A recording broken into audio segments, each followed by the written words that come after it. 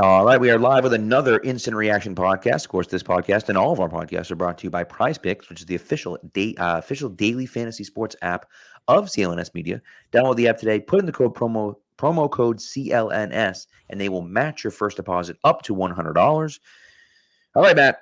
Patriots last picked at 110. At 180, they did something they haven't done all weekend.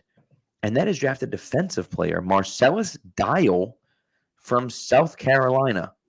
What do you think, Matt?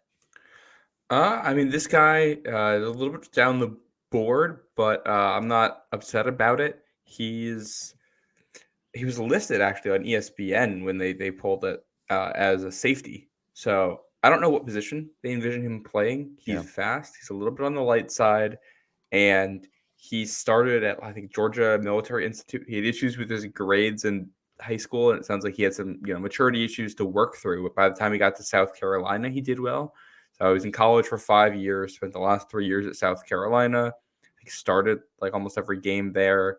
Was a really solid player for them. Defended a lot of passes. Didn't have a pick this past season, but he gets his hands on balls and as a developmental corner. I like this. As a possible safety convert, I like this. Well, and that's the thing, right? Led South Carolina the last 2 years in pass defenses. Led them last year, or I guess 2022, in interceptions, only with 3, but still led the team in interceptions. Had 15 pass deflections in 2022. 10 last year, and look, he's not the biggest guy. 4.46 speed's pretty solid, right? 40.5-inch vertical, but you look at the short shuttle and the 3-cone and you're like, ooh, I don't love those, right? And as you mentioned, he's kind of a smaller guy, but he also did 16 reps on the bench. So he's not, he's willing to got a be little bit of physical and he's strong. He's yes, just undersized. exactly. So he's got a little bit of strength to him. He did play some nickel and some safety in 2022 and was only played outside corner last year. So, I wonder, and again, ESPN puts him in. That doesn't mean ESPN doesn't mean anything. Just because ESPN put him into something, who knows? But I wonder if the Patriots are looking at him as a guy that could play a deep safety role. Because I think the biggest knock on him, right? And we talked about this, right? 40.5-inch vert, 10.9 broad jump, but then his short shuttle and his 3-cone throw doesn't look great. That to me is indicative of a guy with a little bit of stiff hips. You can't play corner in the NFL with stiff hips, right? Stiff-hipped, that's the first 2 words in the weaknesses category on the beast. Yeah, not great. And so that's the thing, is that if that's the case, you're probably looking at a guy that, you could survive at free safety that way. You can't survive at outside corner that way. And so there's a possibility they look at him as a guy that can play outside, that can play deep safety for them. Yeah. They mentioned that he's also good for a potential zone scheme, just because he's a lengthier guy. He's got nice long arms. And he's got the speed, and he seems to have good instincts. He just seems it seems like he's inconsistent. He's Right. a late bloomer all around, and he has a ton of college experience with 38 games played at South Carolina, 29 starts. And he started 22 games the last 2 seasons. Led the team in passes defended the last 2 years. He's been doing a ton for the Gamecocks, but it seems like he just came along late in the process. So I like this, and then that you're betting on a guy who's a late bloomer being able to continue that development and become part of your secondary. And if you think he can be an asset somewhere along the perimeter for you of the defense, whether that's a free safety or an outside corner, I think they need depth at either one of those spots. Which is good. And, we've talked about it on here a bunch of times. You want to get on the roster, play special teams. This dude's fast, physical, willing to hit people. It's a way to get yourself on the roster and allow yourself to continue to be developed and get those opportunities. That's correct. Yep, that's correct. And so to me, I look at it and think, okay, let's see. He's a guy that, he's rated on the Beast as a 7th rounder or priority free agent guy. I think that's kind of where at this part of the draft, the Patriots are looking at it. They didn't move up for anyone. So, you have that 110 to 180 gap. That's a huge gap. To not move up for anyone in that area, I think was indicative, for me at least, was indicative of we don't really love any of these guys. We're certainly not going to give up any future assets to go get one of these guys.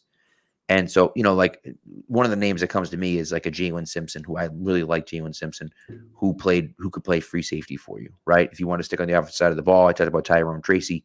He went in the 160s. So, like, could you have gone up and gotten one of those guys? Theoretically, you might have been able to, but they didn't want to. And so they're sitting here, and I wonder if it's hey, let's take some shots at the dartboard. Let's try to look at some guys that we like.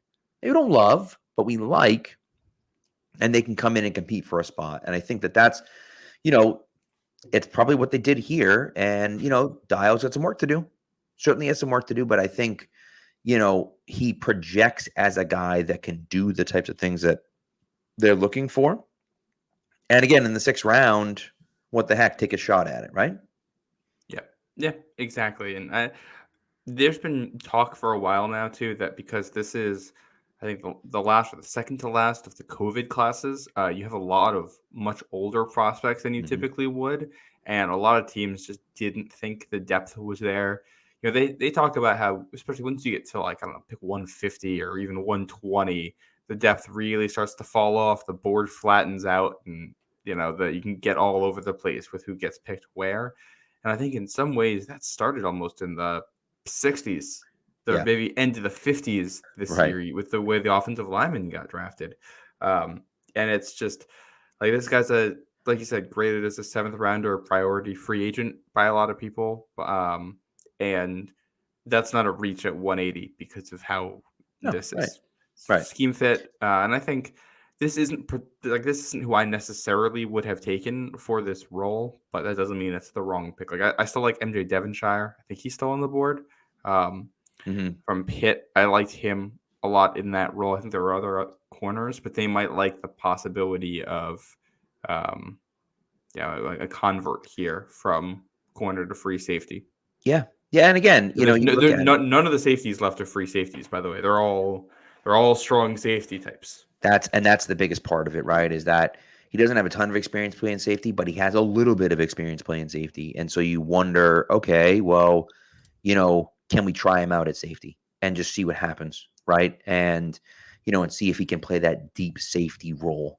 And it's on the board right now. Like, I love Tanner McLaughlin.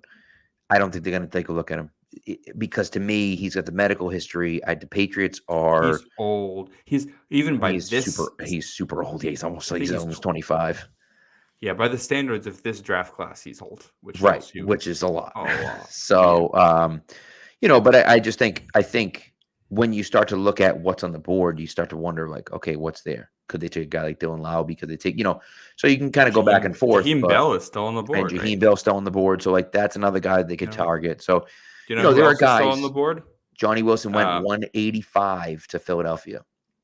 Hey, he's following in the shoes of Harold Carmichael there. I know, right? Well, and I think one of the things about Johnny Wilson is that, teams just looked at him and just like, well, what do we do with him? Is he a tight end? Is he a wide receiver? Like, where does he go? And I think so 185, like, whatever. I almost thought for the Patriots, like, just take a shot. Now they have a decent amount of wide receivers. So you wonder, like, is it worth taking a shot on a guy like that? But whatever, like, take a shot and just see what happens. And so I think, that's an intriguing pick for Philly, but at this point in the draft, you're trying to fill spots, and safety is a spot that the Patriots needed filled. And even if they wanted to play corner is a spot that is a sneaky area of need as well. So regardless whether he's going to play safety or corner, you fill a spot that you needed to fill. New England they announced it on social media just as defensive back. So yeah, I think they're still unsure.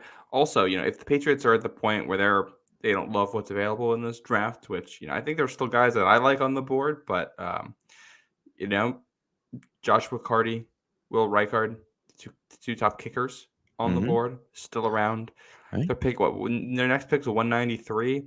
Really, really would not be surprised if they take a kicker there with the current kicker room, and if they just don't like the rest of this board. And also, if they don't do it there, 231. I think both of those are potential kicker spots. I would agree. So we'll see what happens. Anyways, we'll be back in about four picks. We'll be back very quickly when the Patriots pick again at 193. But here, Marcellas Dial is the pick at pick 180. defensive back from South Carolina. Thanks for tuning in, and we'll be back in a few minutes.